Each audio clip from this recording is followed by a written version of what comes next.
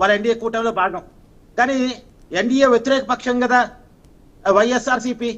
అందులో కాక్రోచ్ తో జగన్మోహన్ రెడ్డి తాను పోల్చుకున్నాడు కదా. మరి ఆ కాక్రోజుల ఆందోళన సపోర్ట్ చేస్తాడా? ఇంతవరకే సపోర్ట్ చేయరా. ధర్మేంద్ర ప్రధాన్ రాజీనామా చేయాలని డిమాండ్ చేస్తాడా? మరి వాళ్ళ మీద అంత పెద్ద లాఠీ చార్జ్ జరిగింది, వాళ్ళు అంత గందరగోళంలో ఉన్నారు. మరి వాళ్ళకి ఎందుకు సపోర్ట్ చేయలేకపోతున్నాడు జగన్మోహన్ రెడ్డి? ఎందుకు ఆ భయం? ఇక్కడే చాలా అనుమానాలు వస్తున్నాయి. ఇక్కడ మూడో పాయింట్ చర్చించారు. ఇక జగన్మోహన్ రెడ్డి ఈడీ కేసుల కోసమే పోతున్నాడు.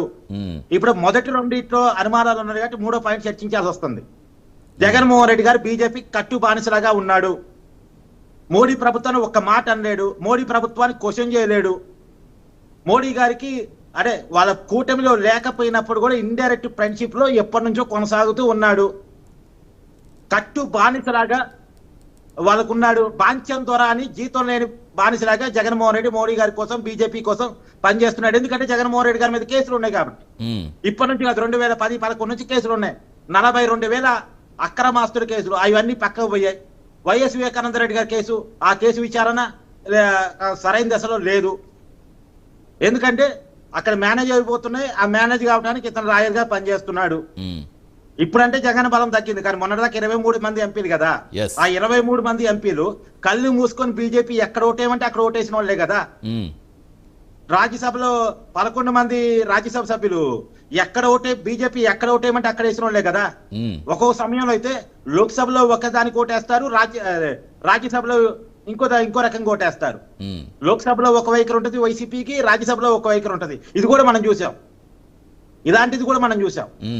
సో తన ఎంపీలని బీజేపీకి అంటగట్టేశాడు. ఎందుకు అంటగట్టాలి? అంత అవసరం వచ్చింది. తన రాజకీయంగా వ్యతిరేకించే బిల్లులను కూడా సపోర్ట్ చేశాడు. తన రాజకీయంగా ఇక్కడ వ్యతిరేకంగా మాట్లాడతాడు, అలాంటి బిల్లులకి సపోర్ట్ గా ఢిల్లీలో ఓటేపిస్తాడు. ఇలాంటివి కూడా మనం చూసాం. ఎవరికి ఏ రాజశేఖర్ రెడ్డి పేరుతో వైఎస్ఆర్ కాంగ్రెస్ పార్టీ వచ్చిందో ఆ వైఎస్ఆర్ భావాజాలానికి వ్యతిరేకంగా మొన్న ఉపరాష్ట్రపతి ఎన్నికలు జరిగాయండి.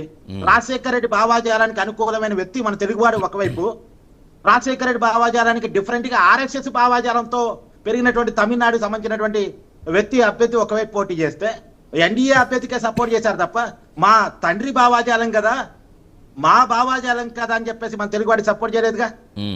జస్టిస్ సుదర్శన్ రెడ్డికి సపోర్ట్ చేయలేదుగా. ఆయన రాజశేఖర రెడ్డి భావాజాలంతో ఉన్న వ్యక్తి. రాజశేఖర రెడ్డి గారే చెప్పారు చాలాసార్లు నా భావాజాలం అని చెప్పేసి. మరి అలాంటి వ్యక్తికి సపోర్ట్ చేయలేదుగా. సో అంటే వైసీపీ ఎంత కట్టు బానిస అంటానికి ఇది ఒక ఎగ్జాంపుల్. ఇప్పుడు జగన్మోహన్ రెడ్డి గారు ఢిల్లీ ఎందుకు వెళ్తున్నారంటే మనకు కనపడుతున్నటువంటి ఒక రీజన్, 3,500 కోట్ల రూపాయల మద్యం స్కాము తెర ముందుకు వచ్చింది. ఢిల్లీ లిక్కర్ స్కామ్ పరిణామాలు జగన్మోహన్ రెడ్డి గారికి బాగా తెలుసు కాబట్టి అలాంటి పరిణామాలు